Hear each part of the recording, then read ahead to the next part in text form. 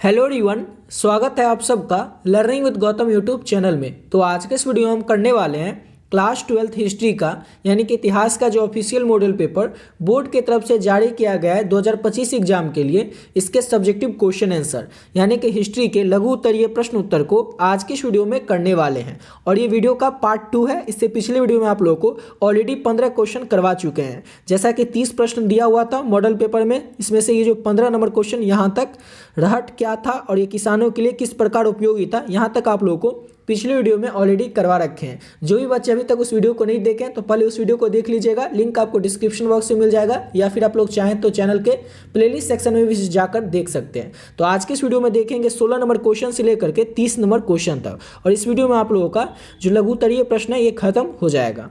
तो चलिए शुरू कर लेते हैं 16 नंबर क्वेश्चन से। और 16 नंबर क्वेश्चन है हमारा, जिन्स ए कामिल क्या था और इसके 4 उदाहरण दे। ये जिन्स ए कामिल आखिर था क्या और इसका 4 उदाहरण भी बताना है, 4 एग्जाम्पल भी देना है। तो जिन्स ए कामिल मध्यकालीन भारत में उपयोग की जाने वाली एक अवधारणा थी जो सर्वोत्तम गुणवत्ता वाली वस्तुओं को दर्शाती थी, जो अर्थव्यवस्था और समाज के लिए अत्यंत महत्वपूर्ण थी। यह शब्द कृषि शिल्प और व्यापारिक वस्तुओं के लिए प्रयुक्त होता था, जैसे कि चावल, मलमल, गन्ना और रेशम।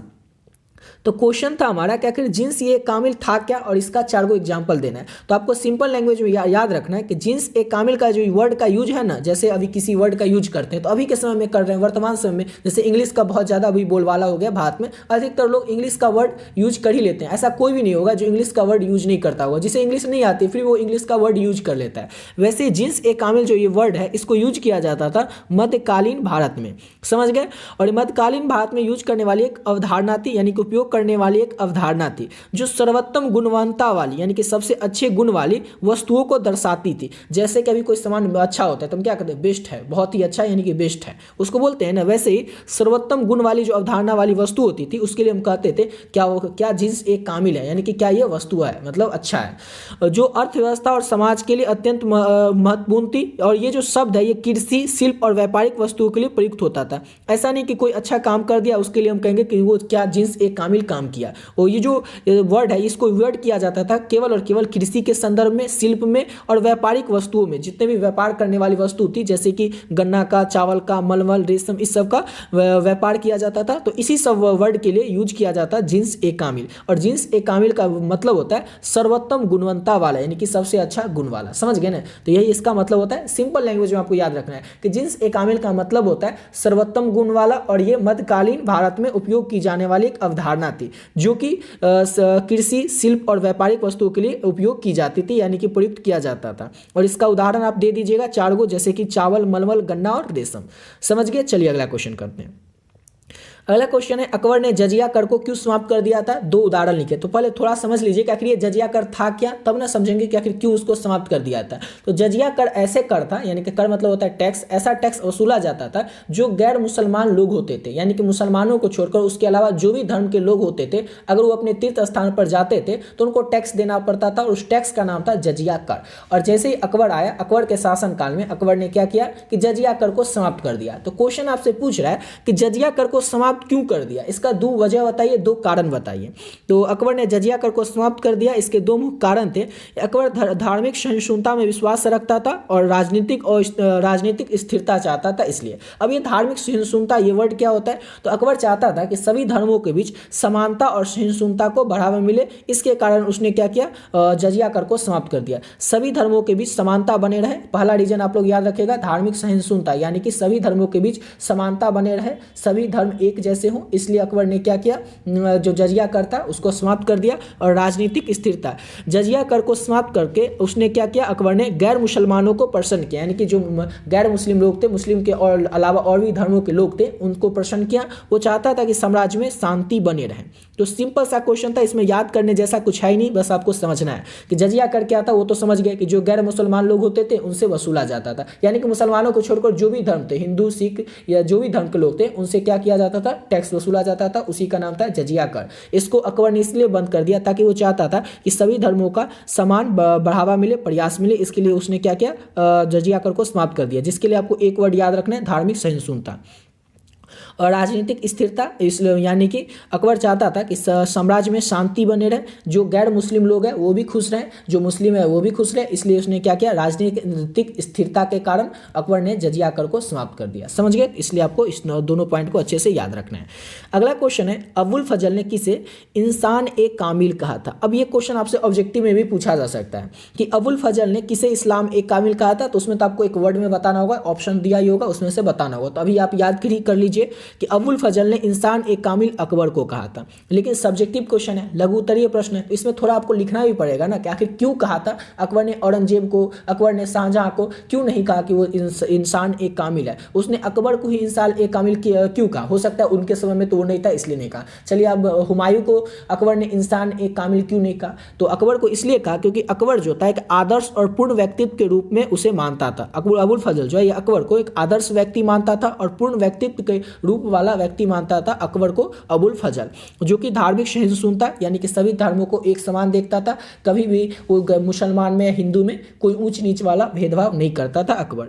न्याय और प्रशासन में बहुत ही ज़्यादा कुशल था अकबर, इसलिए अबुल फजल ने केवल और केवल अकबर को ही इंसान एक कामिल कहा था। तो याद रखिएगा, इंसान एक कामिल अकबर को अगर इस तरह से पूछ ले कि इंसान एक कामिल अकबर को किसने कहा था, तो अबुल फजल ने कहा था। अबुल फजल ने अकबर को इंसान एक कामिल क्यों कहा था, क्योंकि अकबर जो था एक आदर्श और पूर्ण व्यक्तित्व रूप वाला व्यक्ति था, जो कि सभी धर्मों में एक समान विश्वास रखता था, धार्मिक सहिष्णुता में विश्वास रखता था, न्याय और प्रशासन में बहुत ही ज़्यादा कुशल था, इसीलिए अबुल फजल ने अकबर को इंसान एक कामिल कहा।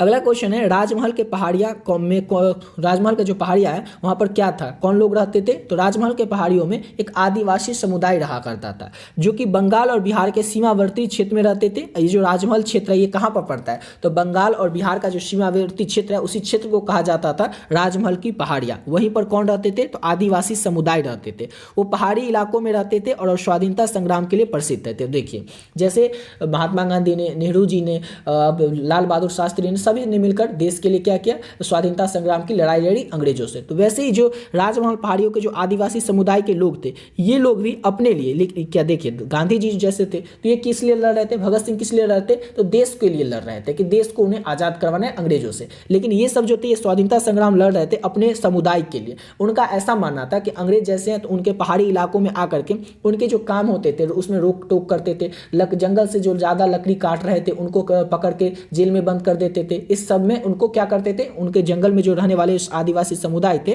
बंगाल और बिहार के सीमावर्ती क्षेत्रों पर रहते थे, पहाड़ी इलाका में, इन आदिवासी समुदाय के काम में रोक टोक का काम कौन करते थे, तो अंग्रेज करते थे। तो ये लोग ने अपने समुदाय की रक्षा करने के लिए, आदिवासी समुदाय की रक्षा के लिए इन्होंने क्या किया था, स्वाधीनता संग्राम भी किया था अंग्रेजों के साथ। समझ गए, स्वाधीनता संग्राम भी किया था अंग्रेजों के साथ। यही होते थे राजमहल पहाड़ियों के लोग। और ये जो राजमहल पहाड़ियों के लोग हैं, जैसे कि हम लोग अंग्रेजों को क्या कहते थे, तो फिरंगी भी कहते थे, अंग्रेज कहते थे, गोरे कहते थे। लेकिन ये जो थे राजमहल के पहाड़ी के लोग, जो कि बंगाल और बिहार के सीमावर्ती क्षेत्र में रहते थे, वो अंग्रेजों को दीकू समझते थे, यानी अपने से समुदाय के बाहर के लोगों को लोग दीकू समझते थे। और उनका मानना था कि ये दीकू हमें नष्ट कर देंगे, हमें यहाँ से हटा देंगे, हमें पहाड़ के इलाकों से हटा के ही मानेंगे। इसलिए वो क्या करते थे, अपना दुश्मन समझते थे अंग्रेजों को, यानी कि जिसको दीकू कहते थे।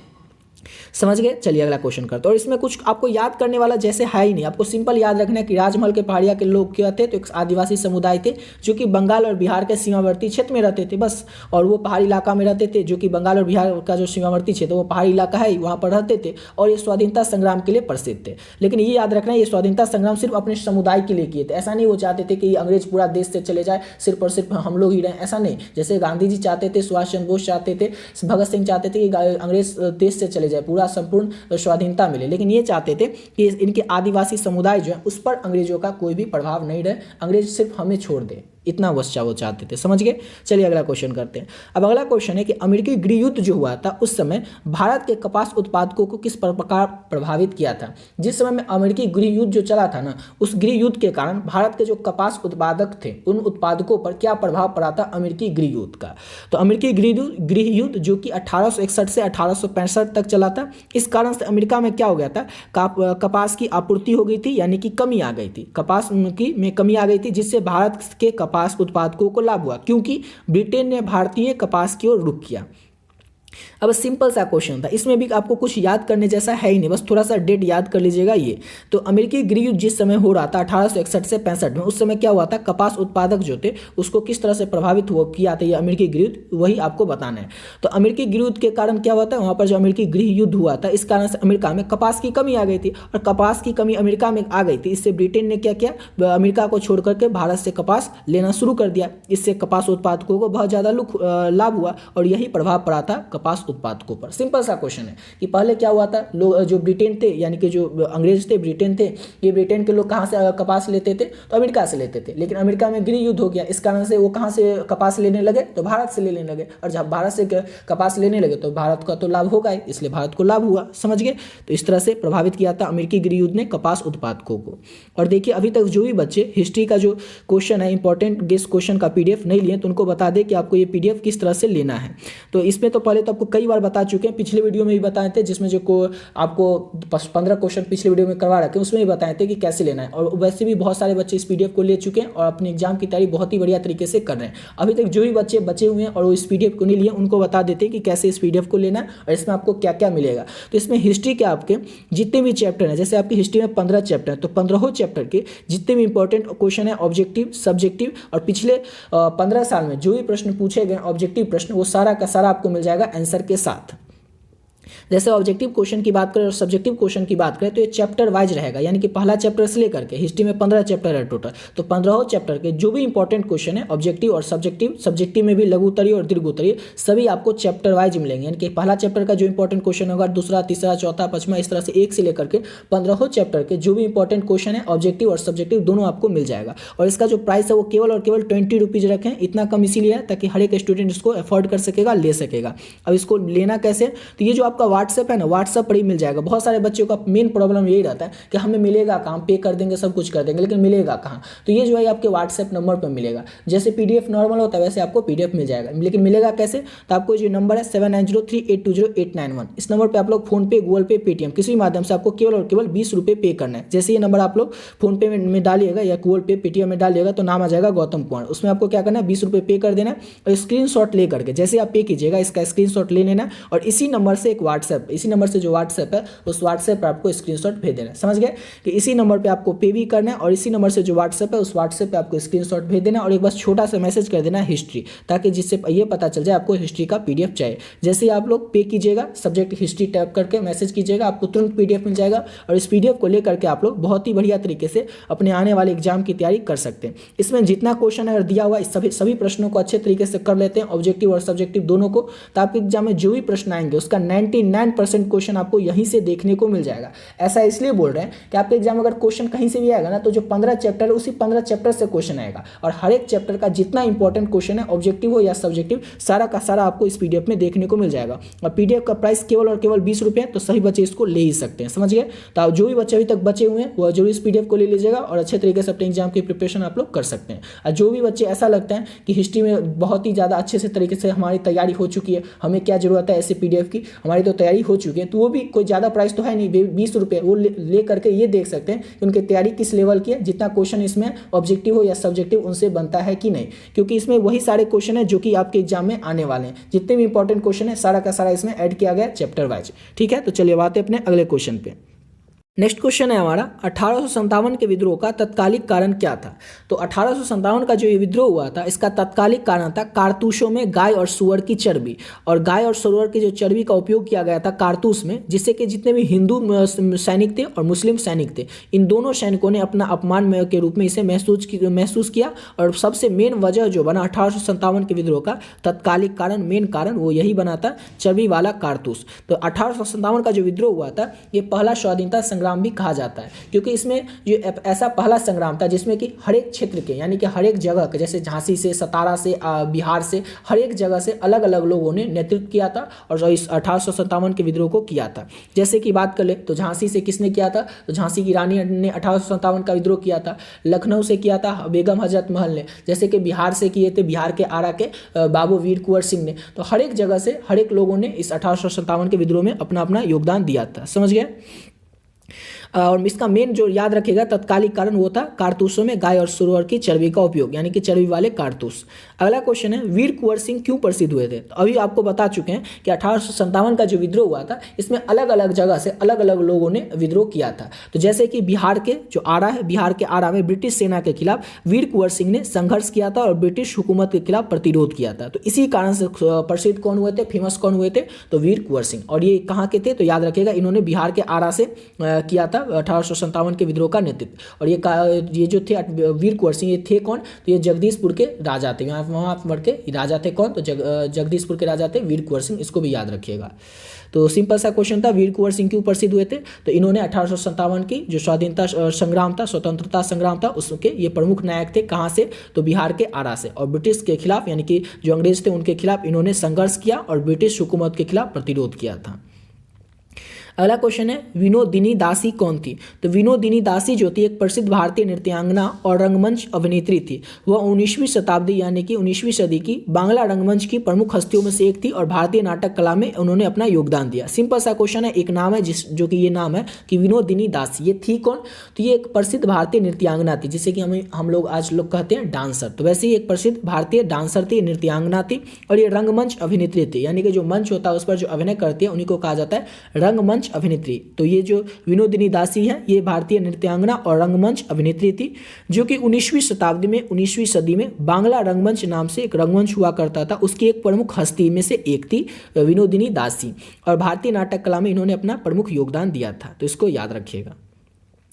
अगला क्वेश्चन है गांधी जी ने चंपारण आंदोलन क्यों किया? तो गांधी जी ने चंपारण आंदोलन 1917 में किया क्योंकि बागान मालिकों के द्वारा किसानों से जबरन नील खेती कराई जाती थी। गांधी जी ने किसानों के शोषण के खिलाफ उनका समर्थन किया और उन्हें न्याय दिलवाया। तो गांधी जी जो अपना ये आंदोलन शुरू किए थे अंग्रेजों के खिलाफ, वो पहला बिहार से ही किए थे, चंपारण से ही किए थे। तो चंपारण में क्या किया जाता था? तो बागान मालिकों के द्वारा किसानों से जबरन नील की खेती करवाई जाती थी और उनका क्या किया जाता था? तो शोषण किया जाता था कि किसके द्वारा? तो बागान मालिकों के द्वारा। तो इसीलिए क्या किया था कि गांधी जी ने किसानों का समर्थन किया था और उनको न्याय दिलवाया था बागान मालिकों से। तो सिंपल सा क्वेश्चन था कि गांधी जी ने चंपारण आंदोलन क्यों किया था? तो चंपारण आंदोलन जो है गांधी जी ने बागान मालिकों के खिलाफ किया था और अंग्रेजों के खिलाफ। बागान मालिकों के द्वारा किसान से जबरन नील की खेती कराई जाती थी। गांधी जी ने किसानों के शोषण के इस खिलाफ, जो बागान मालिक शोषण कर रहे थे किसानों का, इसके खिलाफ क्या किया था? किसानों का समर्थन किया था और किसानों को न्याय दिलवाया था। इसको याद रखिएगा। अगला क्वेश्चन है 1929 का जो लाहौर अधिवेशन है ये महत्वपूर्ण क्यों था? 1929 का लाहौर अधिवेशन महत्वपूर्ण था क्योंकि इसमें नेहरू रिपोर्ट को अस्वीकार और पूर्ण स्वराज का प्रस्ताव पारित किया गया और भारत को स्वतंत्रता संग्राम को एक नया दिशा मिली थी 1929 के लाहौर अधिवेशन से। सिंपल सा क्वेश्चन है 1929 का लाहौर अधिवेशन जो था ये इंपॉर्टेंट क्यों था, महत्वपूर्ण क्यों था? तो 1929 का लाहौर अधिवेशन इसलिए इंपॉर्टेंट था, इसलिए महत्वपूर्ण था क्योंकि इसमें नेहरू रिपोर्ट जो है इसको अस्वीकार कर दिया गया था। नेहरू रिपोर्ट जो था उसको अस्वीकार कर दिया गया था और पूर्ण स्वराज की जो मांग थी इस प्रस्ताव को पारित कर दिया गया था और भारत के स्वतंत्रता संग्राम को एक नया दिशा मिली थी। इसीलिए 1929 का जो लाहौर अधिवेशन है उसको याद रखेगा, इंपॉर्टेंट। इसका मेन याद रखेगा, इसमें पूर्ण स्वराज का जो प्रस्ताव था इसको पारित किया गया था 1929 के लाहौर अधिवेशन में, इसीलिए मेन ये इंपॉर्टेंट था 1929 का लाहौर अधिवेशन। अगला क्वेश्चन है कांग्रेस ने किस प्रस्ताव को क्यों ठुकराया? तो कांग्रेस ने किस प्रस्ताव को 1942 में ठुकराया? क्योंकि यह प्रस्ताव भारत को पूर्ण स्वतंत्रता नहीं देता और भारतीयों को केवल सीमित स्वयं सत्ता देने का वादा कर रहा था। क्रिप्स प्रस्ताव जो था इसमें स्वयं सत्ता देने का, केवल सीमित रूप से स्वयं सत्ता देने का वादा कर रहा था क्रिप्स प्रस्ताव, जिसके कारण से कांग्रेस ने क्या किया था कि क्रिप्स प्रस्ताव को ठुकरा दिया था 1942 में, क्योंकि इसमें पूर्ण स्वतंत्रता हमें नहीं मिल पाती, सीमित स्वयं सत्ता हमें मिल पाता। समझ गए? इसलिए कांग्रेस ने क्या किया था 1942 में जो क्रिप्स प्रस्ताव आया था इसको ठुकरा दिया था। सिंपल सा याद रखिएगा, इसलिए ठुकरा दिया था क्योंकि उसमें हमें पूर्ण स्वतंत्रता नहीं मिल पाती, सीमित स्वयं सत्ता मिल पाती, इसीलिए कांग्रेस ने क्रिप्स प्रस्ताव को ठुकरा दिया था। अगला क्वेश्चन है आज़ाद हिंद फौज का गठन कैसे हुआ था? तो आज़ाद हिंद फौज का गठन 1942 में सुभाष चंद्र बोस द्वारा सिंगापुर में हुआ था। इसे पहले भारतीय राष्ट्रीय सेना INA कहा गया, जो ब्रिटिश साम्राज्य के खिलाफ भारतीय स्वतंत्रता संग्राम का हिस्सा थी। तो याद रखिएगा, सिंपल सा क्वेश्चन है आज़ाद हिंद फौज का गठन कैसे हुआ था? तो आज़ाद हिंद फौज का जो गठन है वो 1942 में सुभाष चंद्र बोस द्वारा सिंगापुर में किया गया था। अब भारत में नहीं, सिंगापुर से वो अपनी आर्मी तैयार करके ला रहे थे। कौन? तो सुभाष चंद्र बोस।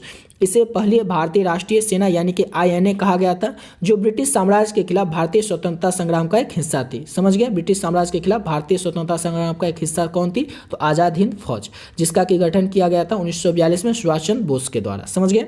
चलिए अगला क्वेश्चन करते हैं। नेक्स्ट क्वेश्चन है, खान अब्दुल गफ्फार खान कौन थे? तो खान अब्दुल गफ्फार खान जो एक प्रमुख स्वतंत्रता सेनानी, खिलाफत आंदोलन के समर्थक थे। उन्हें फ्रंटियर गांधी के नाम से भी जाना जाता है और उन्होंने अफगानिस्तान पाकिस्तान सीमा क्षेत्र में ब्रिटिश साम्राज्य के खिलाफ संघर्ष किया था। सिंपल सा क्वेश्चन है कि खान अब्दुल गफ्फार खान कौन थे? तो याद रखिएगा, खान अब्दुल गफ्फार खान को फ्रंटियर गांधी के नाम से भी जाना जाता है और वो जो थे खान अब्दुल गफ्फार खान ये एक प्रमुख स्वतंत्रता सेनानी और खिलाफत आंदोलन के समर्थक थे और अफगानिस्तान और पाकिस्तान सीमा क्षेत्र जो है वहाँ पर ब्रिटिश साम्राज्य के खिलाफ यानी कि अलग अलग जगह से जो लोग ब्रिटिश के खिलाफ संघर्ष कर रहे थे उसमें से खान अब्दुल गफ्फार जो थे ये अफगानिस्तान और पाकिस्तान सीमा क्षेत्र में ब्रिटिश साम्राज्य के खिलाफ संघर्ष किए थे। खान अब्दुल गफ्फार खान, इसको याद रखेगा, फ्रंटियर गांधी के नाम से किसे जाना जाता है? तो खान अब्दुल गफ्फार खान को। अगला क्वेश्चन है, भारत का संविधान 26 जनवरी 1950 को क्यों लागू हुआ था? ऐसा क्यों नहीं हुआ कि जो भारत का संविधान है वो 25 जनवरी 1950 को लागू हो जाता, 26 जनवरी को ही क्यों लागू हुआ था? तो भारत का संविधान 26 जनवरी 1950 को लागू किया गया क्योंकि इसी दिन राष्ट्रीय दिवस के रूप में मनाने का निर्णय किया गया था और यह भारतीय गणराज्य के निर्माण का प्रतीक था। सिंपल सा क्वेश्चन है कि 26 जनवरी 1950 को ही भारतीय संविधान क्यों लागू किया गया था? क्योंकि इसी दिन राष्ट्रीय दिवस के रूप में मनाने का निर्णय लिया गया था, इसीलिए इस दिन ही 26 जनवरी 1950 को ही भारतीय संविधान को लागू किया गया था और यह भारतीय गणराज्य के निर्माण का सबसे महत्वपूर्ण प्रतीक था। तो इसको याद रखिएगा अच्छे से। अगला क्वेश्चन है, जयपाल सिंह ने, किसने? तो जयपाल सिंह ने संविधान सभा में आदिवासियों की सुरक्षा के लिए दलील क्यों दी? कोई 2 कारण लिखे। जयपाल सिंह जो थे इन्होंने संविधान सभा में आदिवासी की सुरक्षा के लिए दलील दी थी। तो दलील क्यों दी थी? इसके 2 कारण बताना है, 2 वजह बताना है। तो जयपाल सिंह ने संविधान सभा में आदिवासियों की सुरक्षा के 2 प्रमुख कारणों की दलील दी थी। तो 2 प्रमुख कारण थे, आदिवासी समुदाय का शोषण और अधिकारों की उपेक्षा हो रही थी, इसलिए उन्होंने क्या किया था? आदिवासियों के समर्थन में दलील इन्होंने दिया था जयपाल सिंह ने। और दूसरा था, आदिवासी संस्कृति और परंपरा जो थी उसको संरक्षित करने की आवश्यकता थी। याद रखिएगा, 2 पॉइंट था, 2 पॉइंट हो गया, आपको बस इतना याद रखना है कि जयपाल सिंह जो थे इन्होंने संविधान सभा में आदिवासियों की सुरक्षा के लिए दलील दी थी। तो पहला तो वजह था, इसलिए उन्होंने दलील दिया था कि आदिवासी की जो संस्कृति और परंपरा थे उसको बचाए रखा जाए, आगे के लिए संरक्षित किया जाए, इसके लिए उन्होंने दलील दिया था। और दूसरा वजह था कि आदिवासी समुदायों का समुदायों का जो लोग थे उनका शोषण हो रहा था, उनके अधिकारों की उपेक्षा हो रही थी, इसलिए जयपाल सिंह ने संविधान सभा में आदिवासियों की सुरक्षा के लिए दलील दिया था। ये दोनों वजहों को आप लोग अच्छे से याद रखिएगा। और यहाँ तक कंप्लीट हो गया आपका, ये देख सकते हैं 30 क्वेश्चन, ये आपको 30 क्वेश्चन 16 से 30 तक इस वीडियो में आपको करवा दिए, ये आपका 30 कंप्लीट हो गया। यानी कि आपका जो लघु उत्तरीय प्रश्न है जो मॉडल पेपर में दिया हुआ था वो कंप्लीट हो गया। नेक्स्ट वीडियो में आप लोगों को दीर्घ उत्तरीय प्रश्न उत्तर करवाएंगे हिस्ट्री के। समझ गए, दीर्घ उत्तरीय प्रश्न जो आपसे एग्जाम में पूछे जाते हैं 8, जिसमें से कि आपको बनाना रहता है केवल और केवल 4 प्रश्न। समझ गए, और इस सब का आंसर आप लोग को ये जो PDF बताएं इस PDF में पहले से ही मिल जाएगा। इस PDF को आप लोग जरूर ले लीजिएगा। इस PDF को अच्छे तरीके से अगर तैयार कर लेते हैं तो आपके एग्जाम में जितने भी प्रश्न आएंगे वो सारे के सारे आपको यहीं से देखने को मिल जाएगा। प्राइस है इसका केवल और केवल 20 रुपये, तो जितने भी बच्चे सभी इसको अफोर्ड कर ही सकते हैं, ले ही सकते हैं। ठीक है, तो मिलते हैं नेक्स्ट वीडियो में नए वीडियो के साथ, जिसमें कि हिस्ट्री के दीर्घ उत्तरीय प्रश्न उत्तर को करेंगे।